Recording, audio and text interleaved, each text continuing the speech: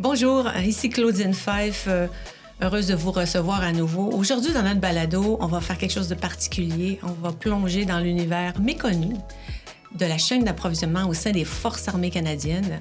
J'ai le privilège de recevoir le lieutenant-colonel Jérémy Lajeunesse. Jérémy est le responsable du plus important dépôt de matériel au Canada, au sein des forces. Il viendra nous parler des enjeux, des risques aussi qui sont spécifiques aux opérations militaires. Et on va aussi discuter, il partagera avec nous son expérience de site à l'international où il a été déployé et où la gestion de la logistique opérationnelle prend toute son importance. Alors, vous ne voulez pas manquer cet épisode-là? Bonne écoute. Vous écoutez le Balado Finlam qui s'adresse aux professionnels de l'approvisionnement et aux dirigeants d'entreprises en quête d'excellence.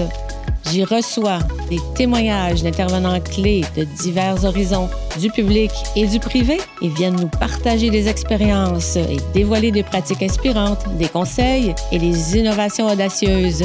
Bienvenue dans l'univers passionnant de l'approvisionnement. Bonne écoute. Bonjour, je reçois aujourd'hui, j'allais dire j'ai le plaisir de recevoir, mais c'est presque un privilège, lieutenant-colonel Jérémy Lajeunesse. Bonjour Jérémy. Des Forces armées canadiennes. On va parler chaîne d'approvisionnement dans cet univers un peu méconnu, peut-être plus connu pour certains, mais c'est intéressant de s'y pencher. Je dis toujours que dans la profession approvisionnement, c'est toujours un atout de savoir un peu ce qu'on fait dans les différents environnements, que ce soit du privé, du public. Et là, on va plonger dans cet univers des Forces armées canadiennes. On peut s'imaginer le degré de complexité à l'avance, mais on va en parler, au fil de ce balado. Donc, Jérémy, commandant 25e dépôt d'approvisionnement du Canada, c'est un rôle important. Et déjà d'emblée, expliquez-nous le rôle de ce commandant et votre responsabilité principale par rapport à ce dépôt d'approvisionnement. Ouais. Premièrement, merci pour l'invitation, Claudine. Un peu le rôle du 25e dépôt. Donc, c'est le plus grand dépôt d'approvisionnement de la défense au Canada. On parle de 182 employés total, 4,2 milliards d'inventaire et, comme connu dans l'industrie, sous SKU, on parle de plus que 195 000 SKU total. Donc, qui inclut un emplacement de plus que 2 millions de pieds carrés total. C'est immense. Donc, dans ce rôle-là, il y a vraiment la gestion pour situer aussi au niveau des activités. Là, on est vraiment dans un cycle de réception de l'industrie, de gestion de ce matériel-là, gestion d'inventaire et de responsabilité aussi d'acheminer et de répondre aux besoins, que ce soit ici au niveau domestique ou à l'extérieur. Dans vos responsabilités, vous avez aussi la gestion de la disponibilité, mais aussi de la départition. Vous avez beaucoup d'activités là, sous votre responsabilité par rapport à ce dépôt-là. Absolument.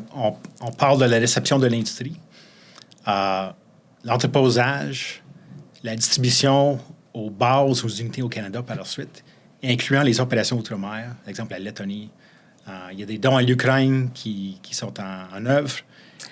On va parler de ces détails-là parce que c'est super intéressant, mais avant, j'étais un peu curieuse. Là. Quand on parle d'un dépôt d'une valeur de 4 milliards de matériel, qu'est-ce qu'on a comme matériel pour 4 milliards dans ces dépôts-là? C'est vraiment de toutes sortes, mais principalement des pièces de rechange de véhicules, particulièrement. Mais autre que ça, on inclut les armes, l'équipement de camp également. La seule commodité qui n'est pas détenue chez nous, c'est vraiment au niveau de munitions, parce qu'on parle d'un dépôt sur l'île de Montréal, donc les munitions sont ailleurs au pays. Mais pour les restants du matériel, tout l'ensemble de ce matériel est contenu au dépôt. Donc les 180 000 SKU qui sont compris. C'est énorme, là. Si on faisait un parallèle, là, pour ceux qui ont peut-être un peu de difficulté à s'imaginer en nombre de SKU, ce que ça peut représenter, pour les avoir visités, par exemple, si on parle de Costco, si on parle des gros centres de distribution, par exemple, les IKEA, autres, on est à combien de SKU dans ces endroits-là? Ben, si on parle d'un Costco, on est à peu près à 3 500 SKU. J'oublie le nombre précis d'IKEA, mais on parle de 10 à 20 000 SKU. Donc, c'est énorme. On est d'accord que c'est énorme. Donc, c'est une grosse responsabilité. Et donc, ça demande des processus de gestion assez serrés, j'imagine. Dans la nature des besoins, ce que moi, je serais curieuse de savoir, c'est pour alimenter ce dépôt-là, les demandes viennent principalement d'où? Alors, il y aura les demandes des gens qui ont besoin de matériel du dépôt, mais la question initiale, c'est comment est-ce qu'on le nourrit, ce dépôt-là? D'où vient la décision et qui décide de ce qu'on doit conserver dans le dépôt? Absolument. Donc, au Canada, dans les forces, il y a 3 éléments principaux. Donc, la force aérienne, la marine, l'armée de terre. Donc, ces environnements-là évaluent leurs besoins de capacité, lancent les projets au sein du ministère et fait l'acquisition de matériel. Donc, par la suite, le matériel est reçu chez nous. En termes de cycle de vie et d'autres facteurs, c'est un cycle de vie qui peut être plus long que l'industrie, que le commercial, parce qu'on parle des cycles de vie d'au moins 20 ans. Donc, les décisions qui sont prises sont critiques. Puis ça développe un partenariat à plus long terme également. Donc, dans ce dépôt-là, on a beaucoup de personnes intéressées aussi puis impliquées dans la décision de ce qu'on maintient. Parce que dans une industrie plus traditionnelle, c'est une vraie stratégie de décider ce qu'on conserve en inventaire, les quantités qu'on doit conserver en inventaire pour subvenir à ses besoins, continuer nos opérations. Donc là, c'est quelque chose d'assez stratégique aussi. Donc, il y a plusieurs unités qui contribuent à cette décision-là de ce que je comprends. Ce dépôt-là, ça fait longtemps que ça existe. Absolument. Depuis 1942. En pleine Deuxième Guerre, c'est peu de gens, c'est à Montréal, donc il y a peu de gens qui savent peut-être qu'on a ça. On ne va pas trop ébruiter, peut-être, pour pas avoir trop de visites, mais c'est quand même intéressant de savoir que ça date d'aussi longtemps. Et puisqu'on parle de 1942, on parle un peu d'histoire, si ça vous tente. L'origine du mot logistique, parce qu'on le véhicule d'une certaine façon dans les années là, plus contemporaines sur logistique, on l'associe presque exclusivement au transport ou au mode de distribution ou au mode d'acheminement. Mais parlez-nous un peu, ça fait... Bien, vous connaissez ces petites origines-là, mais parlez-en parce que c'est intéressant, je pense, pour nos auditeurs. Le nom logistique comme tel est d'origine grecque, qui est purement basé sur la logique, donc mathématique. Alors, quand on parle de contexte militaire et chaînes d'approvisionnement, on parle vraiment d'un rôle de logis qui existe depuis des centaines d'années. En fait, le premier est formalisé comme tel dans une fonction. Louis XIV, il avait assigné un maréchal de logis à l'époque. Et ça a continué dans le temps. Donc, ça fait très longtemps que c'est... donc, c'est pour ça que l'origine est vraiment typiquement militaire. C'est comme ça qu'on a bâti ce rôle-là. Je trouve ça super intéressant. Donc, si nos auditeurs ont appris quelque chose aujourd'hui, c'est bien. J'aimerais qu'on touche maintenant brièvement, parce que je comprends aussi que dans vos responsabilités, on est plus dans les activités une fois la réception du matériel. Mais j'aimerais ça qu'on parle un peu de la gestion des fournisseurs. Oui. Donc, on a une pratique vraiment aux achats où, normalement, en approvisionnement, on va dire on veut encourager la mise en concurrence. On va, de façon assez sporadique, régulièrement remettre nos besoins en concurrence pour voir un peu ce que le marché a à offrir, pour voir un peu s'il y a des opportunités. Donc, on est souvent dans des cycles 2, 3, 5 ans. On va faire des remises en concurrence. Dans les Forces armées, on n'est pas tout à fait dans cet environnement qui permet ça. Donc, en même temps, on se dit, est-ce qu'on se prive vraiment de levier au niveau des coûts? Mais expliquez-nous pourquoi ce contexte-là nécessite d'autres types de pratiques. Absolument aucun problème. Si on regarde les capacités militaires, l'équipement militaire actuel, les besoins en recherche et développement, puis l'investissement est incroyable pour sortir une pièce d'équipement. L'exemple peut être un F-35 qui a pris des années puis des milliards de dollars pour le développer. Donc, souvent, c'est des plateformes développées par plusieurs pays. Par un fournisseur. Donc, il y a très peu de fournisseurs quand on cherche une capacité. Donc, dans les soumissions pour les capacités au Canada, on assume, comme j'ai dit tantôt, une acquisition pour une période de 20 ans. Donc, une fois qu'on a une décision qui est prise, c'est vraiment un partenariat à long terme qui se développe avec ce fournisseur-là pour maintenir sa capacité. Et ça, c'est intéressant de faire aussi encore le lien avec l'industrie. Là, on est carrément dans des projets d'envergure, mais c'est des projets de co-développement. Oui. Et là, on comprend que s'il y a des apports en technologie ou en recherche ou en innovation par ces fournisseurs-là, on ne peut pas signer des contrats de 2 ou 3 ans. On est d'accord avec ça. Donc, il faut déjà rentabiliser. Il faut se protéger aussi, j'imagine, parce que on veut s'assurer d'avoir une certaine continuité dans le soutien, dans la maintenance, parce que ça peut être aussi des programmes d'entretien particuliers. Donc, on est un peu limité dans les leviers qu'on peut utiliser par rapport au marché. Et puis, 20 ans, c'est une norme générale ou pas générale? Regardons, par exemple, le matériel qui se trouve dans le dépôt aujourd'hui. Quelques questions par rapport à ça. Est-ce que sur l'ensemble du matériel, on est dans un contexte de fournisseurs niche ou spécifique lié à l'industrie militaire, ou est-ce qu'on est souvent dans du matériel qui provient d'un marché assez ouvert, par exemple? La plupart du matériel détenu est spécifique à l'utilisation militaire. Donc, ce n'est pas des articles qu'on peut acheter librement au commercial. Il n'y a pas beaucoup d'alternatives tant que ça. Pas dans ces instances, non. Je comprends. Et est-ce que dans les collaborations que vous faites, on va en parler un peu plus tard parce que c'est passionnant d'écouter comment, même dans intra-armées, on peut collaborer.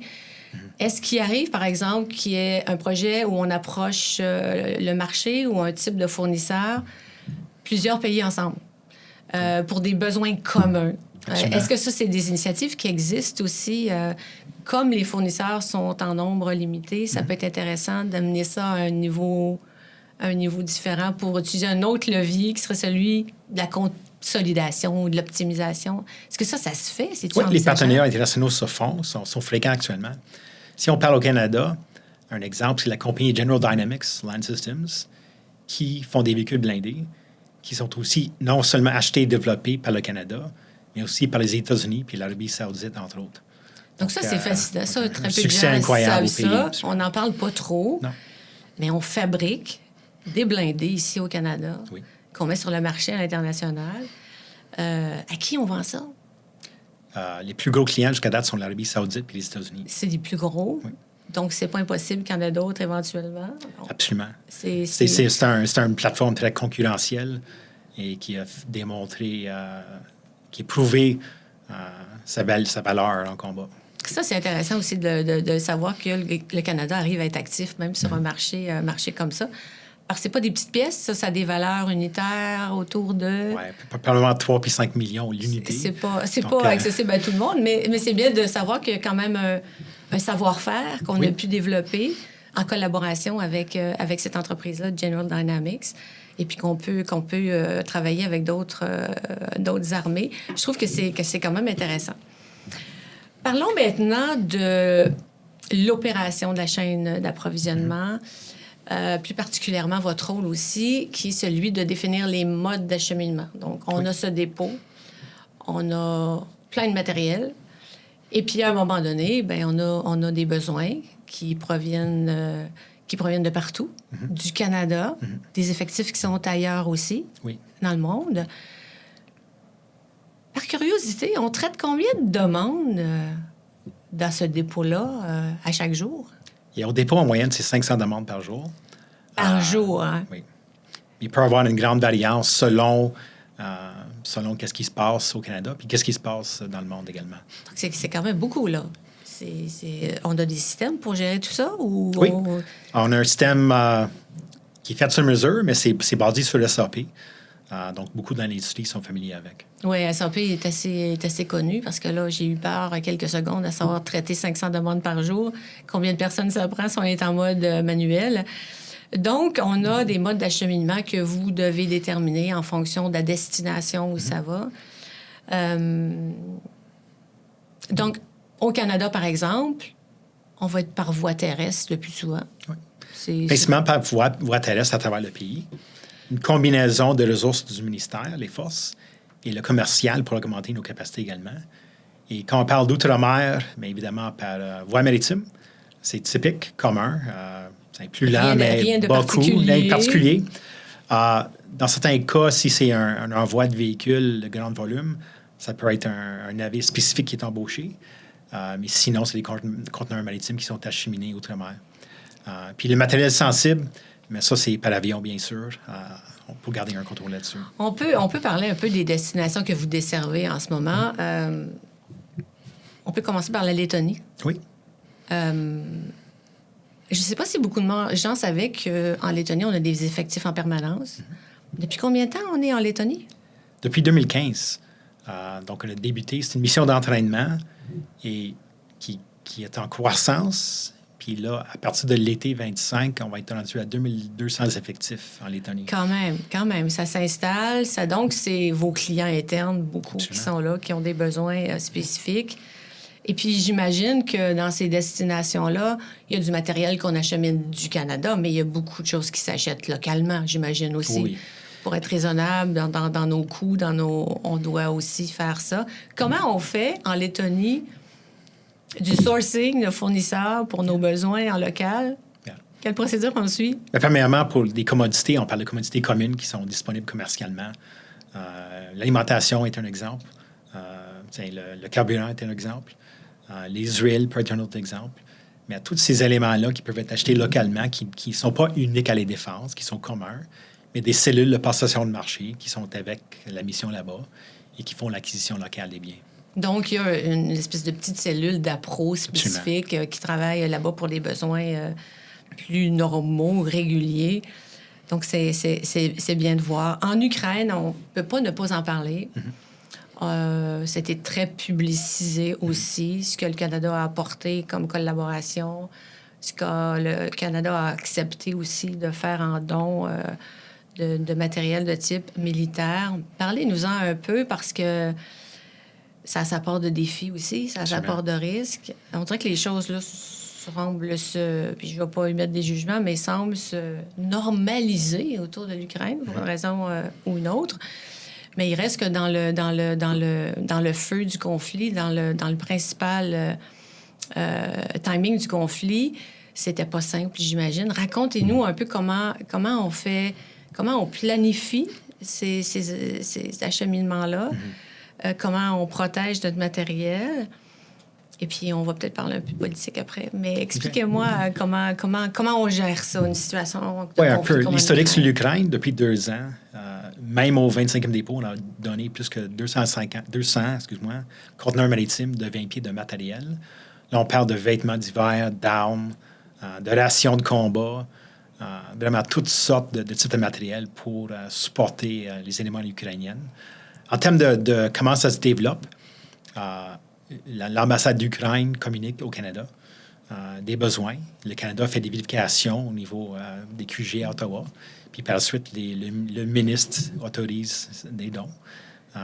Puis on exécute par la suite. Donc, c'est tout simplement, il y a une réquisition dans le sens, on a une demande, on donne des besoins. Une vérification. On liste les items qu'on aurait besoin. On autorise cette demande-là, puis finalement, on la prépare, puis on la ship. Donc, c'est quand même intéressant. Et est-ce qu'il y a des petites anecdotes, des choses à raconter sur tout ce qui s'est passé dans ces livraisons-là vers l'Ukraine dans les dernières années? Oui, un bon exemple, on avait plus que 17 000, parkas à donner. Mais évidemment, dans tout le matériel... Des gros manteaux d'hiver, là. Exact. Dans tout le matériel, il faut s'assurer qu'il n'y a plus de drapeau haut du Canada là-dessus. Donc, on a physiquement enlevé les drapeaux de chaque unité à cette instance-là. Donc, oui, des fois, il y a du travail à faire pour préparer le matériel. Donc, ça, c'est l'aspect politique. Hein? Oui, on avait le matériel prêt, mais ça dit, il ne faut pas s'afficher, ça prend surtout pas des drapeaux pour pas qu'on identifie la source du matériel et l'aide. Bon, ça aussi, ça s'est un peu estompé, mais ça peut impliquer de faire de la couture aussi, là, pour... le lieutenant-colonel Jérémy Lajeunesse et son équipe. Dans ce cas-là, c'est des couteaux X-Acto. Pour retirer pour retirer les drapeaux, absolument. Les drapeaux sur les vêtements. En toutes sortes de choses, il faut être prêt à tout. Dans les destinations que vous desservez aussi, il y a la station au Grand Nord. Oui. C'est aussi sous vos responsabilités. Eux, quand ils ont besoin de matériel. Il y a une station à Alert dans le nord du Canada qui est ravitaillée par bateau une fois par année. Évidemment, il faut que les eaux soient ouvertes. Oui, c'est ça. Il n'y a pas beaucoup de fenêtres d'opportunité pour naviguer. Donc, il y a une commande qui est faite annuellement, qui quitte d'habitude en juillet et qui s'achemine vers la station d'Alert, absolument. Donc, pour une année, ils doivent vivre sur ce qu'ils reçoivent. Oui, à l'exception des vols planifiés, mais encore par avion. De façon générale, c'est chaque année. Donc, ça demande toute une planification. Donc, grande planification, je retiens de ce qu'on a discuté. Puis une grande gestion de risque aussi. Dès le moment où on achemine du matériel de type militaire à l'étranger, déjà, on rentre dans une zone de gestion de risque qui est un peu plus élevée, un petit peu plus serrée. Quels seraient, selon vous, les risques les plus importants ou les risques spécifiques liés aux opérations militaires aujourd'hui? Moi, je pense que c'est vraiment la confidentialité et la gestion de l'information qui critique les envois, garder l'information au niveau de sécurité approprié. Évidemment, quand c'était envoyé par voie commerciale ou autre, il y a des achemineurs qui sont approuvés. Donc, c'est un élément qui est important pour protéger les biens et évidemment garder les opérations au niveau de sécurité nécessaire. Donc, c'est comme un niveau de complexité parce que je l'envisage aussi dans le contexte de... Non seulement il faut répondre aux besoins, envoyer la bonne chose, envoyer dans le temps nécessaire, envoyer quelque chose qui est conforme aussi, puis prêt à usage en arrivant. Mais il y a tout aussi ces éléments d'administration-là dont on doit s'occuper. Ça ajoute aussi au risque. Ça, c'est très clair. Dans les expériences, parce que vous en avez plusieurs, vous avez plusieurs déploiements. On est toujours à l'affût de certaines histoires parce que ça devient intéressant, puis c'est pas à la portée de tout le monde. Mais si on parle, par exemple, de l'Afghanistan, en 2009, par exemple, qu'est-ce qu'il y a de particulier à dire sur l'Afghanistan au niveau de la planification ou de la gestion des risques aussi, dans les opérations de ce que vous avez vu, dont vous avez été témoin? Donc, mon rôle, c'est de planifier vraiment le ravitaillement vers l'avant des bases d'opération. On avait une base principale à Kandahar. Puis après ça, on ravitaillait les troupes à l'avant, si on veut. Donc, pas différent que l'industrie, où ce qu'on estime les besoins, on gère les commodités, mais il faut également gérer les risques de prendre la route, les risques d'engins explosifs, quelle route prendre. Parce que c'est ça, là, on est ailleurs là, dans la gestion des risques. Là, le risque d'acheminer à un endroit, un arrêt, un dépôt. Mais à partir de ce dépôt-là, il y a le réacheminement aussi au lieu des besoins, soit des équipes ou d'autres sites. Donc, c'est là que le risque... on est dans, effectivement, les routes minées puis les attaques. Puis on est... Comment on les planifie? Comment on les gère, ces risques-là, à l'avance? Comment on s'informe? On fusionne vraiment l'ensemble des renseignements qui sont disponibles via les éléments canadiens et les éléments des alliés, et également les éléments afghans aussi, qui nous informent de certains enjeux, certains événements. Donc, toute cette information est fusionnée à même que les heures de route qu'on va prendre, varier les heures de route et autres, pour minimiser les risques. Donc, il y a une vraie collaboration, il y a un vrai échange d'informations avec les entités qui sont là localement pour prévenir ça. C'est comme indispensable, c'est comme obligatoire, finalement. On veut sauver les vies, absolument. Puis malgré tout, il arrive des choses, donc on peut imaginer que ça demande beaucoup d'efforts. Est-ce qu'en Afghanistan, il y a eu des événements particuliers? Parce que quand on transporte du matériel comme ça, ou quand on détient du matériel de cette nature-là, dans un lieu comme ça, il doit y avoir beaucoup de gens intéressés à voir un peu ce qu'il y en est, puis beaucoup peut-être intéressés à l'utiliser. Oui, il y a déjà eu des événements, des accidents de vol de notre équipement, des équipements non sensibles dans ces instances qui ont été envoyés par voie commerciale. Et évidemment, il y a des sauts sur les portes. Et pour éviter qu'il y ait du vol, parce que les locaux, à des moments, ça arrivait, enlevaient la porte de sa penture en laissant le seau intact. Donc, nous, on a dû souder les pentures sur les portes pour éviter que la porte peut s'enlever. On est dans la créativité ultime, là. Absolument. Une solution simple, mais c'est des choses qui arrivent dans les pays où les gens sont démunis. Oui, c'est des communautés qui ont besoin de tout. Donc, s'ils peuvent mettre la main sur quoi que ce soit d'utile, on comprend très bien. Mais en même temps, le risque de perdre du matériel un peu sensible, c'est quelque chose auquel il faut porter une attention particulière. Allons maintenant en logistique opérationnelle. Donc, sur les sites, vous avez été déployés à plusieurs endroits, dans plusieurs pays. Les opérations, c'est complexe, on vient de le dire. On a à gérer des besoins en amont, on a à les compléter. Est-ce que dans ces destinations, par exemple en Irak ou en Syrie, dont on va parler, est-ce que les acheminements se font de façon graduelle ou est-ce qu'à un moment donné, on dit on a un point de départ, on a besoin de tout ça et il y a des acheminements pour compléter un dépôt localement ou est-ce que ça se fait à petite échelle par la suite? Si on parle d'ouverture de mission, il y a une grande demande. On évalue les barèmes initiaux. Donc, c'est créer des grandes vagues de besoins qui sont acheminés en même temps. Mais par la suite, vraiment, la mission se bâtit en bien au fur et à mesure. Mais c'est vraiment à l'ouverture qu'il y a une grande estimée qui est faite globale de toutes les commodités qui sont nécessaires. Un exemple, pour l'augmentation de la Lettonie, cette année, on a eu quelques vagues de quelques milliers de demandes pour acheminer rapidement en Lettonie pour supporter les troupes et les équipements qui s'en allaient prochainement. Donc, c'est comme une espèce de gestion des besoins. Probablement que les gens à l'interne avec beaucoup d'expérience savent que pour partir, par exemple, un camp de base, on a besoin de façon assez standard d'un certain nombre de choses, mais on en ajoute aussi. Parce que si on anticipe un peu, on est dans zone de conflit, on a un camp de base, on livre du matériel, mais éventuellement, on quitte le pays. Absolument. Donc, on veut avoir ce qu'il faut, mais pas en avoir trop non plus, parce que là aussi, ce qui devient intéressant, c'est la logistique inversée où on doit décider ce qu'on fait avec le matériel qui reste une fois le conflit terminé ou une fois qu'on sortire. Donc, comment on gère ça avec vos responsabilités? Oui. J'étais intégré une fois avec les forces américaines en 2018-19. L'administration américaine, donc le président Trump, a décidé de se retirer de la Syrie. Donc, avec le matériel qui était en Syrie, une portion du matériel, on désignait comme qu'il n'y avait pas de valeur à retourner aux États-Unis. Par exemple? Par exemple, l'équipement de camp, les cuisines, les génératrices, des tables, chaises, télévisions, toutes ces choses comme ça. Donc, la décision a été prise de donner ces matériaux-là à la force démocratique de la Syrie, donc l'opposition d'Assad en Syrie. Oui, l'opposant. Donc, mais ça, c'est intéressant parce que on décide où on rapatrie, où on laisse en don. Mais là, je peux juste imaginer le niveau d'autorisation que chaque colonne doit prendre, soit pour rapatrier, soit pour laisser surtout. Donc, comment on gère ça? À quoi on s'attend? Puis comment on fait avec peu de temps? Parce que dans le cas de la Syrie, c'était en termes de semaines qu'il fallait bouger.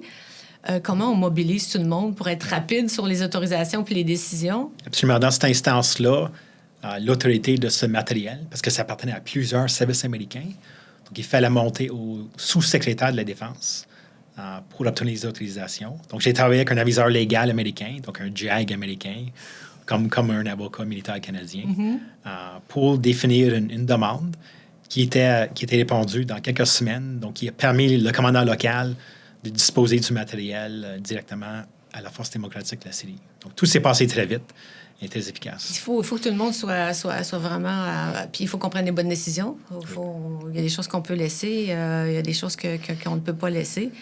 Donc, c'est quand même intéressant, cette espèce de logistique inversée, parce qu'après, ce qu'on rapatrie, là, ça s'en revient dans le sens inverse. Et puis après, ça réintègre les dépôts. Absolument. Et donc, il y a toute une dynamique aussi qui est intéressante là-dedans. Si on parlait maintenant avec votre expérience, parce que ça fait 20 ans là, quand même que vous êtes dans les forces, avec plusieurs années dans ce secteur de l'approvisionnement. Avec tout ce que vous observez, avec ce qu'on entend, avec ce que vous constatez, quels seraient les plus grands besoins en approvisionnement pour les forces canadiennes? Quels sont les éléments critiques, selon vous, qui doivent être adressés ou qui... Est-ce qu'on peut dire qu'ils nous pénalisent? Pas nécessairement, mais qui nous fragilisent. Je n'ose pas trop utiliser ces termes-là, mais quels seraient ces besoins-là plus critiques? Il y a certains besoins donc les capacités sont soit pas existantes en ce moment, ou existaient dans le passé, ou besoin d'être renouvelées. Les exemples des chasseurs F-18 qui vont être renouvelés avec les F-35 dans le futur, c'est un exemple. Un nouveau système anti-aérienne pour protéger l'armée de terre, principalement, est un besoin critique également. Et également renouveler la flotte de frégates de la marine, qui est un projet qui est en œuvre, qui a besoin d'être exécuté assez rapidement. Oui, c'est ça. Là, on est dans une accélération souhaitée là, pour... Oui. Et donc, pour combler ces besoins-là, il faut pas se cacher que ça prend des budgets. Oui. Et pas des petits budgets. On est dans du gros budget. Et c'est là où on bascule un peu dans le politique, où on octroie ces budgets-là ou non, en temps souhaité ou non. Si vous me le permettez, j'aimerais ça faire un petit parallèle, puis avoir aussi votre impression sur... faire un parallèle ou un comparable, disons, avec l'armée américaine, avec les budgets de la défense américaine, qui sont souvent nettement supérieurs. Mais il y a un contexte à ça. Puis souvent, on peut avoir une perception de dire les Américains, ils ont assez facilement tout ce qu'ils veulent, plus facilement, plus rapidement. Mais il y a un contexte particulier, puis je pense qu'il faut tenir compte aussi d'une certaine réalité canadienne. Oui. Je ne dis pas qu'il n'y a pas d'amélioration à faire dans le processus politique, peut-être, mais il reste que c'est pas la même chose. On ne parle pas de la même organisation. Là. Non. Au niveau des États-Unis, on parle des dépenses aux alentours de 700 milliards, plus ou moins 100 milliards. Mais en termes de les capacités puis les services, le renouvellement des contrats puis l'équipement est constant. Donc, l'industrie peut s'attendre à qu'est-ce qu'ils vont recevoir.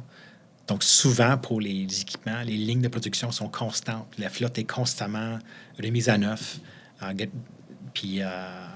Donc, c'est ça une différence majeure. Puis, c'est vraiment le seul pays où est-ce que cette masse critique existe pour produire constamment les équipements militaires. Donc, ils sont, eux, dans une culture de renouvellement permanent. Absolument. Ils n'attendent pas nécessairement d'être dans une période de crise ou une période de grands besoins. Ils font en sorte que ça se renouvelle et puis que ça se modernise aussi. Qu'en est-il de la capacité du Canada à se moderniser en chaîne d'approvisionnement ou en capacité? Yeah. En capacité, on travaille là-dessus. En chaîne d'approvisionnement, il y a des efforts continus qu'on fait. Moi-même, je visite souvent l'industrie pour voir les nouvelles pratiques ou les meilleures pratiques ou certaines pratiques qu'on peut introduire chez nous. Ça, c'est intéressant. Vous améliorer la chaîne. L'industrie. On n'est pas en vase clou. On n'est pas... Donc, qu'est-ce que vous avez visité récemment d'intéressant là, qui vous a... En dernière visite, je dirais dans la dernière année, on parle du Smart Warehouse de Deloitte, Firestone à Joliette, IKEA à Beauharnois, le nouveau site d'IKEA, ouais. Amazon à Barrhaven, proche d'Ottawa. Donc, tous des exemples de fournisseurs qui ont certaines forces, donc des pratiques qui peuvent être employées et nous aider à améliorer nos donc, nos gestion d'inventaire, la robotisation. La production, la gestion de données, absolument. Ça, c'est intéressant de s'en inspirer parce qu'effectivement, ils sont top. Hein? C'est des tops dans leur domaine et puis c'est bien de s'en inspirer. Si on parlait on a parlé des principaux besoins. Si on parlait des principaux enjeux, est-ce qu'il y a des enjeux spécifiques ou particuliers aux forces en ce qui a trait à la chaîne d'approvisionnement qui empêche peut-être une plus grande efficacité ou qui empêche de répondre à certaines attentes? Ou...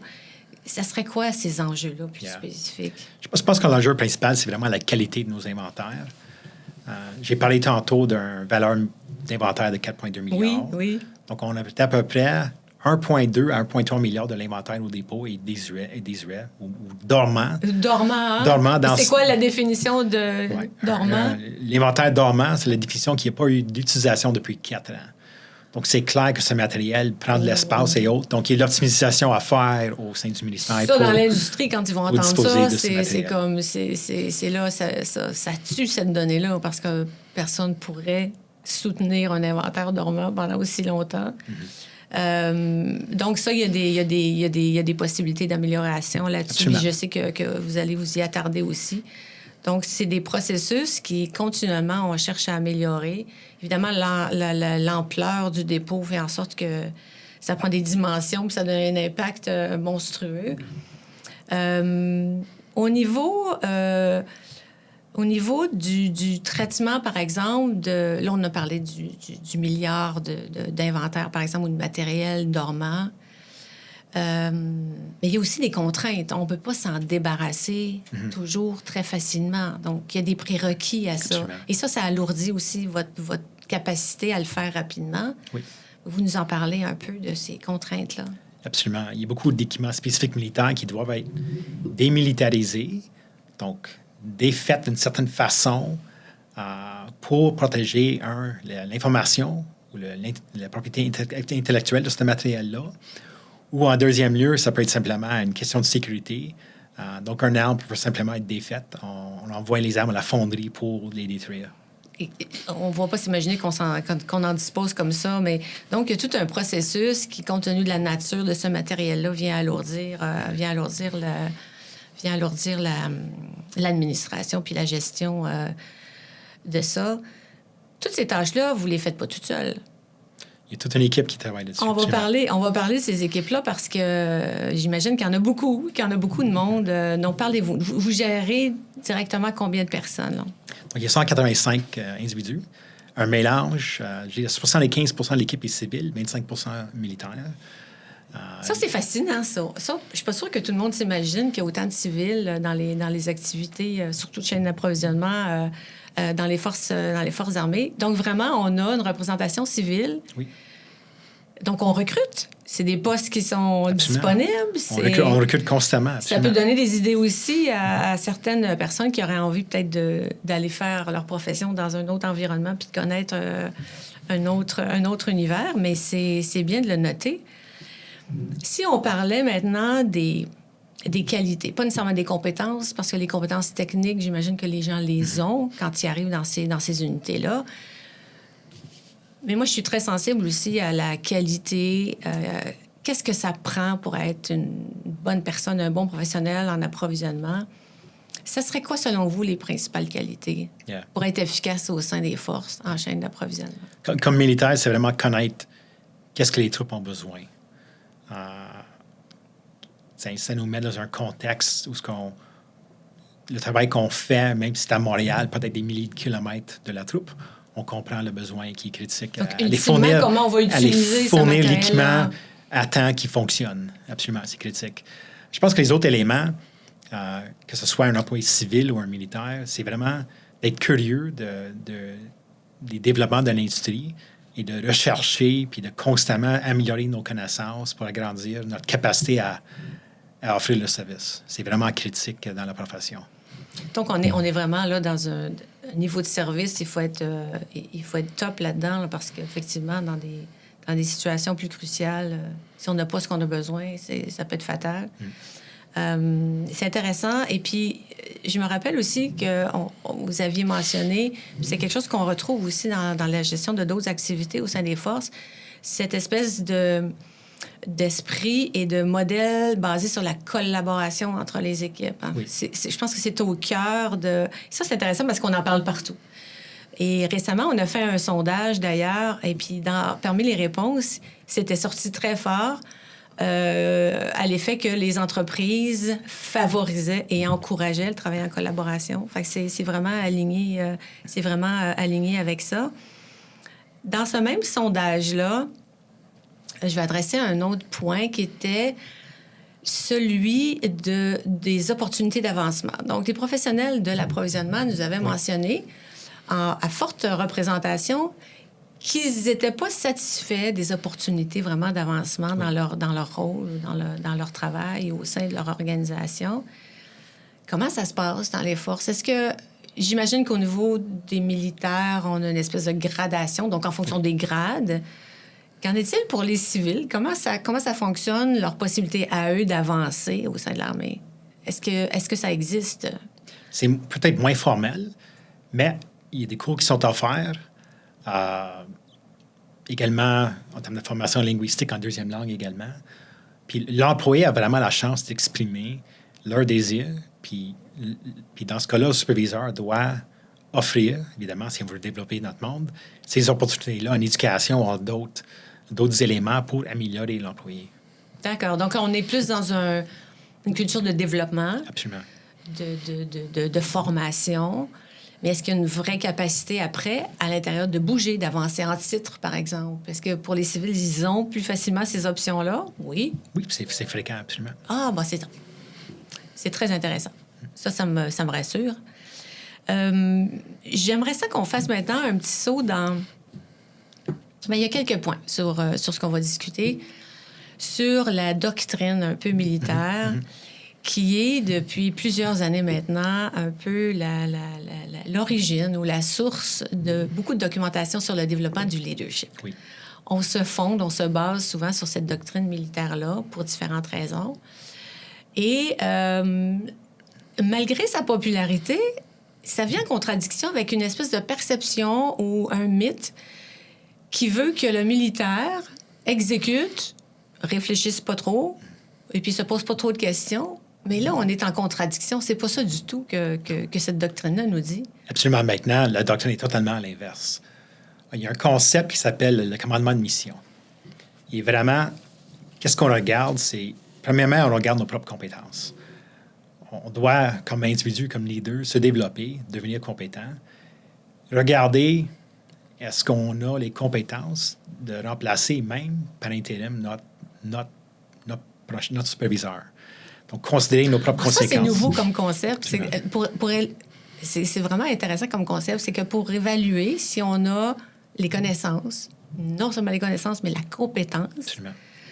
De se mesurer avec possiblement la possibilité d'exercer ou d'entrer dans le rôle de notre propre manager ou de notre propre patron. Puis ça va dans le sens... C'est pas fréquent qu'on voit ça comme référence.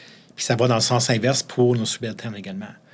Notre rôle comme leader doit être de les développer au point qu'ils peuvent nous remplacer un jour pour les maintenir intéressés et nous maintenir dans notre institution également. Quand on pense à travailler pour la relève, travailler à se faire une relève et à former une relève, on est carrément dans ces concepts-là. Donc, compétence, la première chose. Oui.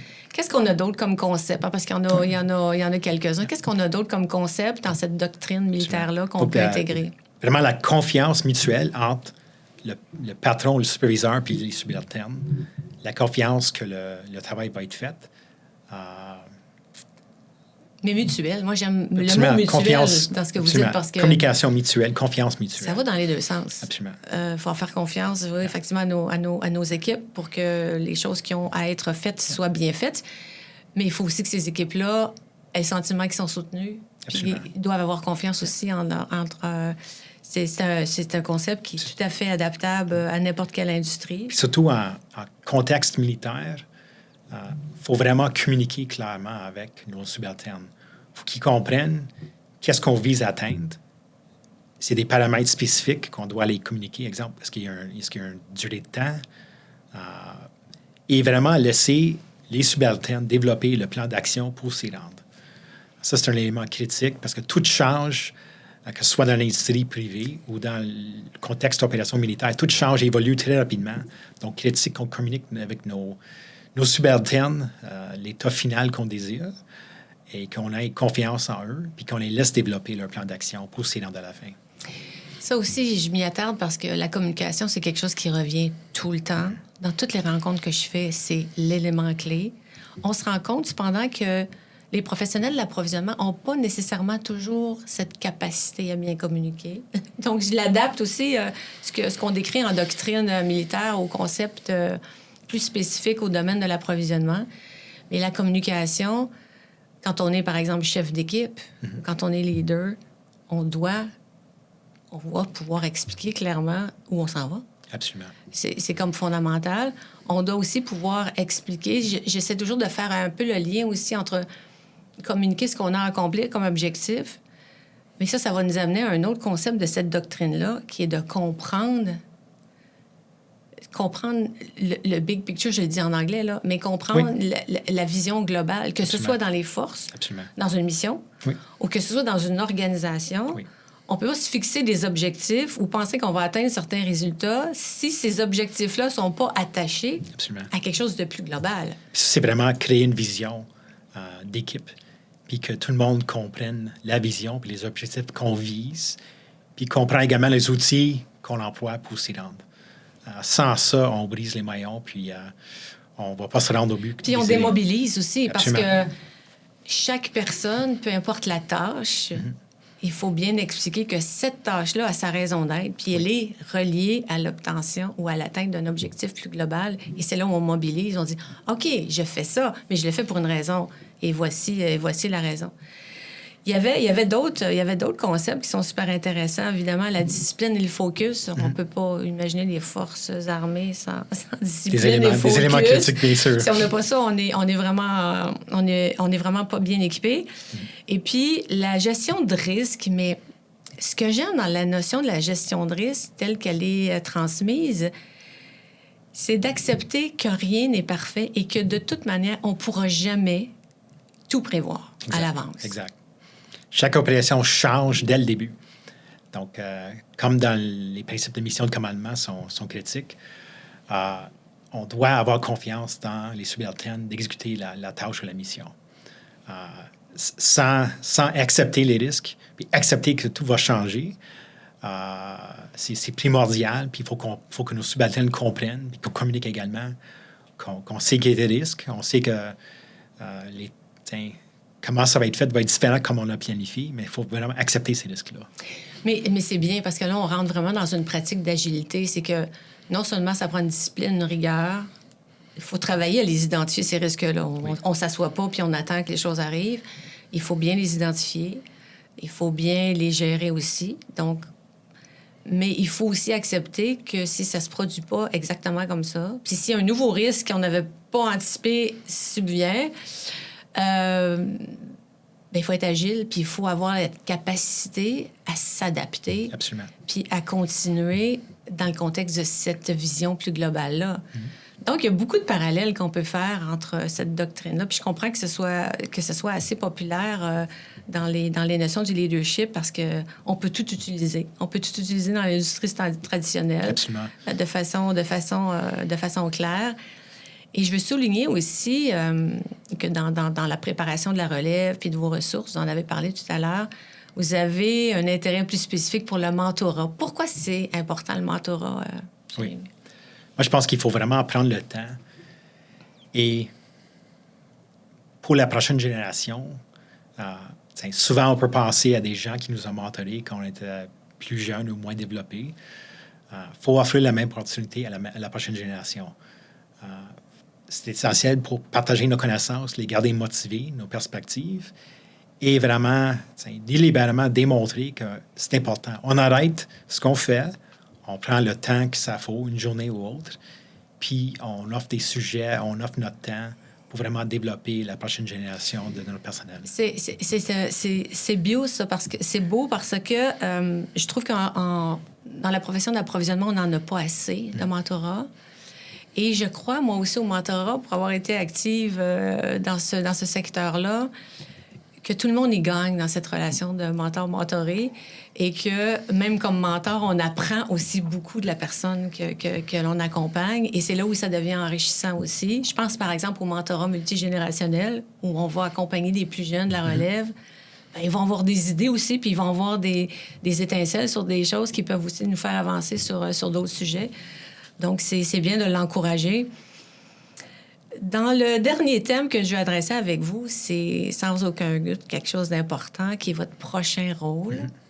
Donc, vous allez nous expliquer en quoi ça consiste, mais où vous serez quand même un acteur important dans la chaîne d'approvisionnement et surtout dans son mandat de la moderniser. Donc, parlez-nous un peu de ce nouveau rôle-là qui est très éminent, là. Absolument. En fait, la semaine prochaine, je me libère des Forces armées canadiennes. Puis je prends une nouvelle fonction dans la fonction publique canadienne. Puis le rôle précis, ça va être le business intake des changements, incluant la modernisation de la chaîne d'approvisionnement. Donc là, on parle les éléments qu'on doit changer pour améliorer l'efficacité de la chaîne. Donc oui, il y a un aspect technologique ou numérique, mais pas seulement ça. On peut parler des aspects, des besoins d'information, la politique, les systèmes et autres. Vraiment, tout l'ensemble de qu'est-ce qui est nécessaire pour livrer une capacité globale, donc l'amélioration de la chaîne de la défense. Donc, travailler sur l'efficacité, vous parlez de numérisation, tout ce qui est analytique aussi, au niveau du traitement des données, ça touche tout le monde, hein, toutes les organisations, les petites comme les grandes, c'est un incontournable, il faut passer par là. Et puis, il y aura aussi des éléments, très certainement, qui seront axés sur le personnel, les formations, les développements, dans ce mandat-là, j'imagine, beaucoup. Absolument. Il faut le considérer. Et l'erreur qui est souvent faite, pas seulement des forces, mais dans l'industrie, c'est une emphase de la numérisation uniquement, mais que pour s'améliorer, ça prend vraiment l'ensemble des éléments. Si on veut toucher l'ensemble des processus puis être efficace dans son ensemble, Exact. Les outils, c'est une chose. Oui. Il y a le personnel, puis il y a la façon de faire les choses. Donc, Absolument. on peut pas en éliminer un. Si on Non. veut une vraie transformation, il faut toucher à tous ces volets-là. Je suis assez d'accord avec vous là-dessus. Donc, on a parlé de beaucoup de choses. Il y a des choses que je retiens dans les derniers thèmes, c'est agilité, vraiment. Mm-hmm. Puis cultiver l'amélioration continue. Oui. C'est quelque chose d'important aussi. On le fait pas assez. On pense pas peut-être qu'il y a des bénéfices à faire ça, mais il y en a de très grands. Il faut toujours se mettre en mode amélioration continue. Il y a toujours quelque chose à faire différemment, Absolument. mieux, Absolument. de façon plus efficace. Dans l'industrie plus traditionnelle, on va être pour augmenter notre profitabilité, notre compétitivité, mais il y a toujours quelque chose à faire différemment. Mm-hmm. Je vais vous laisser le mot de la fin en vous demandant, le contexte de ce balado, c'est vraiment deux choses principalement. C'est promouvoir la profession, Oui. de la valoriser. Et c'est aussi de la faire reconnaître comme étant une composante stratégique dans les organisations. Qu'est-ce que vous dites sur ça? Il faut toujours innover. Comme vous avez dit, il faut toujours penser à qu'est-ce qu'on fait maintenant, puis évaluer comment est-ce qu'on peut l'améliorer. Puis il faut vraiment partager cette curiosité avec l'ensemble de notre personnel et les laisser également participer au processus. C'est comme ça qu'on maintient les membres engagés. Et c'est vraiment, oui, j'ai dit qu'il faut considérer tous les facteurs dans une chaîne d'approvisionnement pour que ça fonctionne. Mais c'est les changements puis les idées viennent de l'élément humain. C'est l'humain qui va le développer. Donc, critique à garder notre monde engagé. On peut remplacer l'équipement, on peut changer une politique et autres, mais on ne peut pas juste remplacer le personnel. C'est l'élément vital à toute industrie, à toute organisation. Bien, c'est bien dit. C'est un beau mot de la fin. Et sur ça, vraiment, je veux vous remercier. C'était vraiment très intéressant. Merci pour votre partage, votre générosité aussi. Et puis, on se dit au plaisir. À une prochaine et bon succès dans votre nouveau rôle. Merci, Claudine. Merci. Vous avez apprécié cet épisode? Je vous invite à vous abonner à nos plateformes de diffusion pour découvrir plus de contenu.